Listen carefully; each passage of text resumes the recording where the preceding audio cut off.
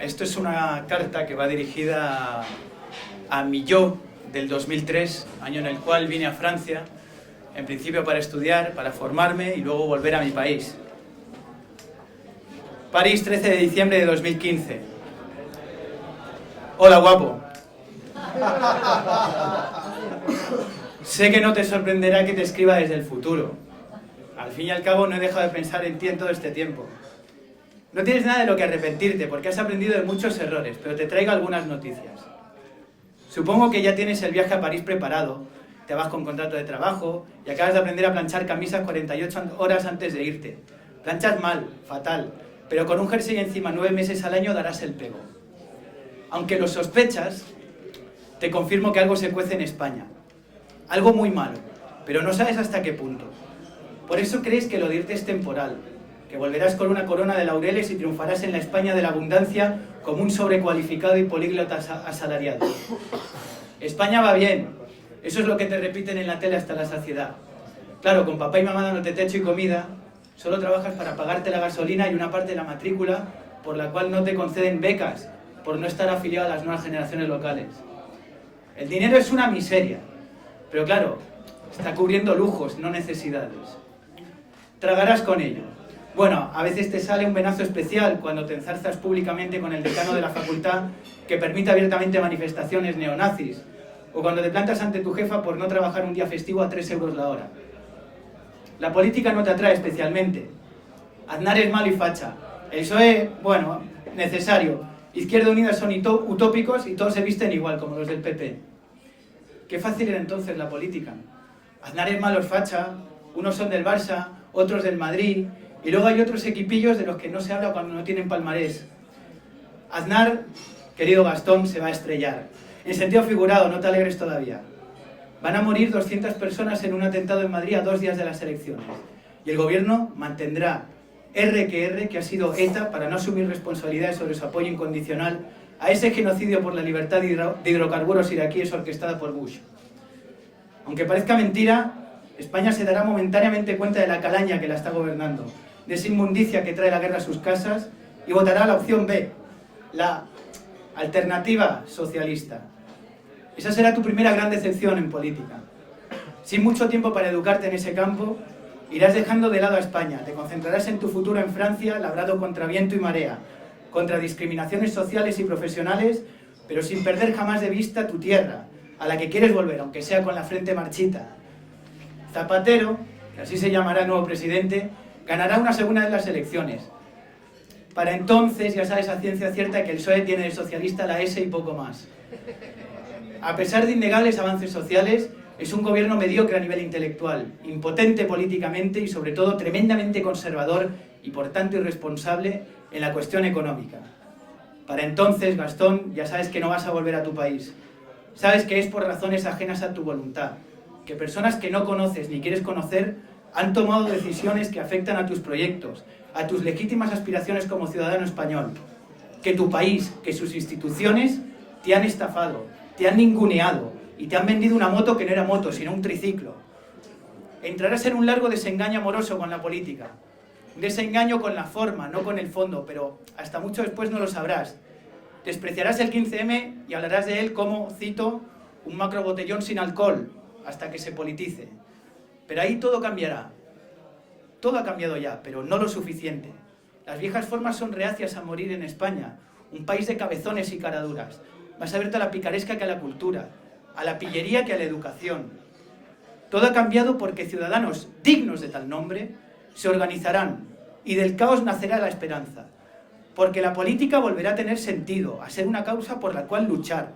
Porque la izquierda dejará de ser izquierda y se tornará sentido común, debate, lógica, conocimiento, pluralidad.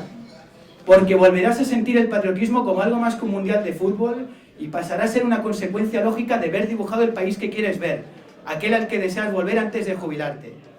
Todo ha cambiado, amigo, pero debe seguir cambiando.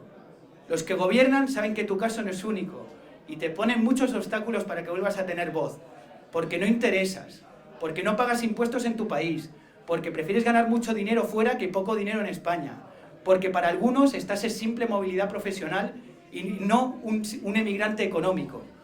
porque en el fondo, Gastón, estorbas, porque tu voz incomoda y conoce horizontes más allá de la sede de Iberdrola o de Telefónica, y suena distinta, suena informada, suena amenazadora.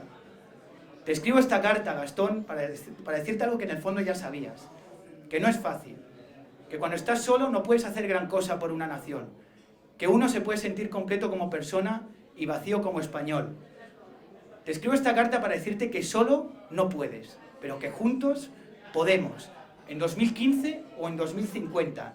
Y si algo te sobra, capullo, es paciencia. Un fuerte abrazo desde el futuro.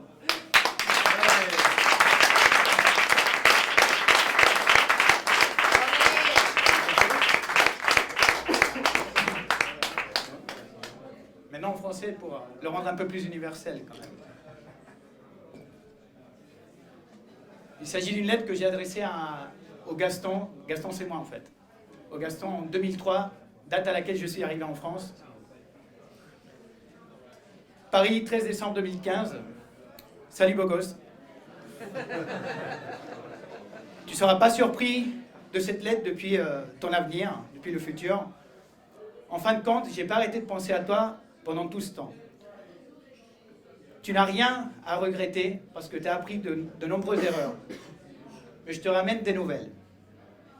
Je suppose que tu as déjà préparé ton voyage à Paris, tu as ton contrat de travail signé et tu viens d'apprendre à repasser tes chemises 48 heures avant de partir.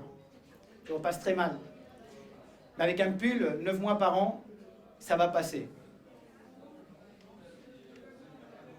Il y a quelque chose dont tu te doutes, c'est qu'il y a quelque chose qui se passe en Espagne. Quelque chose de très mauvais, mais tu ne sais pas à quel point encore. C'est pour ça que tu penses que ton départ est temporaire, que tu vas rentrer avec une couronne de laurier et que tu vas triompher dans l'Espagne de l'abondance comme un surqualifié salarié. L'Espagne va très bien, c'est ce qu'on te répète à la télé. C'est sûr, avec papa et maman en train de te nourrir et te blanchir, tu travailles seulement pour payer ton essence et une partie de l'inscription universitaire pour laquelle tu n'as pas d'aide parce que tu n'es pas affilié au bon parti. Le salaire, c'est pas grand-chose, mais bon, il ne fait que payer pour tes luxes, pas pour tes besoins. Pour l'instant, tu vas rien faire.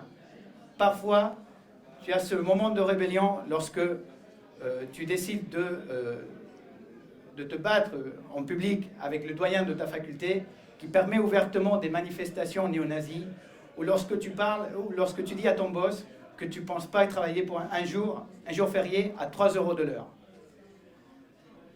En ce moment, la politique ne t'attire pas spécialement. Aznar est méchant et facho. Le Parti socialiste est nécessaire. Et le Parti communiste, c'est tous des utopistes. Et ils s'habillent tous de la même façon, comme les gens du Parti populaire. À l'époque, c'était vraiment facile la politique. Certains étaient pour le Barça, d'autres pour Madrid.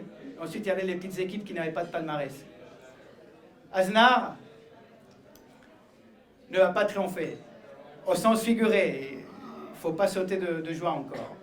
200 personnes vont mourir dans un attentat à Madrid 2 jours avant les élections. Et le gouvernement va persister en disant qu'il s'agit de l'ETA pour ne pas assumer des responsabilités sur son soutien inconditionnel au génocide perpétré pour la liberté des hydrocarbures irakiens qui a été orchestré par Bush. Même si ça ne semble pas vrai, les Espagnols vont se rendre momentanément compte de la racaille qui leur gouverne, de cet immondice qui a ramené la guerre chez eux, et vont voter une option B, une alternative socialiste. Ce sera ta première grosse déception en politique. Tu n'auras pas beaucoup de temps pour t'éduquer en politique.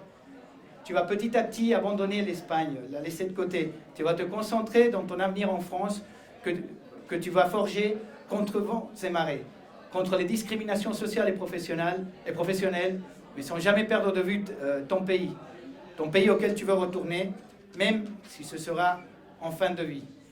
Zapatero, c'est le nom de ton nouveau président, va gagner une 2e fois les élections. À ce moment-là, tu sais que le Parti socialiste a uniquement le S de socialiste et pas grand-chose d'autre. Il y a eu des indéniables avances sociales. Il s'agit d'un gouvernement médiocre au niveau intellectuel, impuissant politiquement, mais surtout très conservateur. et par extension irresponsable dans la question économique. Tu sauras à ce moment-là que tu ne vas pas rentrer dans ton pays. Tu sais qu'il s'agit pour des raisons totalement étrangères à ta volonté.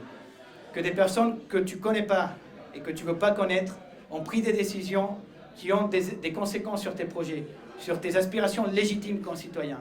Que ton pays, que ces institutions t'ont arnaqué, qu'ils t'ont méprisé et qu'ils t'ont vendu un rêve qui n'était pas un tel. Tu rentreras dans une longue mélancolie amoureuse avec la politique. C'est avec la forme, c'est pour la forme, pas pour le fond. Mais ça, tu ne le sauras que vraiment plus tard. Tu as méprisé le mouvement du 15M, une espèce de grosse rave sans alcool, jusqu'à ce que celui-ci se politise. Et là, tout a changé. Tout a déjà changé d'ailleurs, mais pas suffisamment.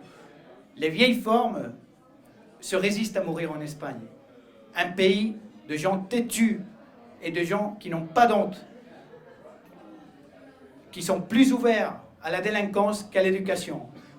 Tout a changé parce que des citoyens qui sont dignes de telle dénomination vont s'organiser. Et de ce chaos va naître l'espoir. Car la politique aura un sens à nouveau. Ce sera à nouveau une cause pour laquelle on peut se battre. Parce que la gauche ne sera plus la gauche. Elle deviendra du sens commun, le débat, la logique, la connaissance, le pluralisme. Parce que tu pourras ressentir à nouveau le patriotisme comme quelque chose de plus qu'une Coupe du Monde de football. Et que ce sera une conséquence logique de voir dessiner le pays que tu veux voir, celui auquel tu veux retourner un jour. Tout a changé, Gaston, mais il doit continuer à changer. Ceux qui gouvernent savent que ton cas n'est pas le seul. Ils vont te mettre beaucoup d'obstacles pour que ta voix puisse sonner à nouveau. Parce que tu n'es pas intéressant pour eux. Parce que tu ne payes pas des impôts dans ton pays. Parce que tu as préféré gagner énormément d'argent à l'étranger que peu d'argent en Espagne. Parce que pour certains, tu es en simple mobilité professionnelle et tu n'es pas un migrant économique. Parce que, au fond, tu déranges. Parce que ta voix leur gêne. Elle connaît des horizons au-delà du siège d'Iberdrola ou de Telefonica et elle résonne distincte, informée, menaçante. Je t'écris cette lettre, mon cher ami, pour te dire ce que tu savais déjà. Que ce n'est pas facile, que quand tu es seul, tu ne peux pas faire grand-chose pour une nation. Que tu peux parfaitement te sentir rempli et complet comme personne, mais totalement vide comme espagnol. Je t'écris cette lettre pour te dire que tout seul, tu ne peux pas, mais que tous ensemble, nous pouvons. En 2015 ou 2050. Et s'il y a quelque chose que tu as toujours eu en grande quantité, connard, c'est la patience. Je t'embrasse depuis ton futur.